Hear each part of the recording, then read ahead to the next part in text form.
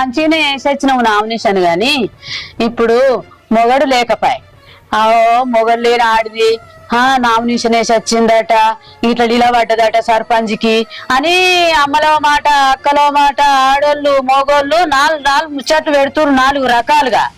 మరి ఏంది బిడ్డ ఏదో బుక్కడు తినుకుంటా నువ్వే నీకు వచ్చిన పని చేసుకుంటుంటే ఎవ్వలేం ముచ్చట్లు పెట్టకపోదురు కదా. చూడత్తమ్మా, నేనంటే నచ్చనోళ్ళు 40 మాటలు మాట్లాడతారు. వాళ్ళ అన్నయ్యాన్ని నేనేం పట్టించుకోను అనేటోళ్ళు ఎట్లా అంటూనే ఉంటారు.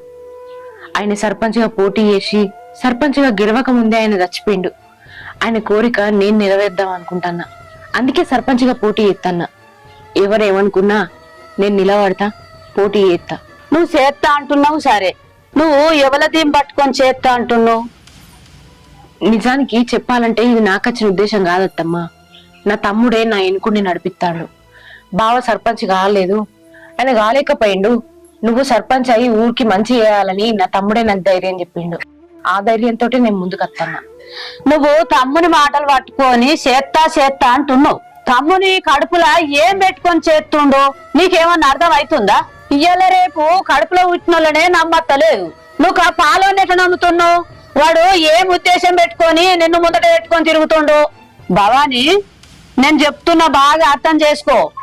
బాయిలోతు చెరువులోతు దొరుకుతుంది గాని మనిషి లోతు మనకు అస్సలు దొరకది.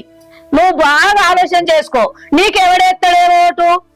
ఒంటరి ఆడిదానివి, భార్య భర్తలు ఉండి మంచి మంచి మిసాలు తిరిగిన మొగోడు అసొంటిది ఓడిపోతుర్రు. లక్షలకు లక్షలు ఖర్చు పెట్టి నువ్వు నీ ముఖానికి ఓట్లు ఎవడెత్తాడని నువ్వు ఓటుకు నిలబడ్డవే. పురుగు పుసి తినుకుంటా పుట్టలుండక ఏదో మంది కళ్ళకి వచ్చినవేమే నువ్వు. ఇదేనా ఆడదాని అవతారం చూడుండ్రో అన్నట్టుగా.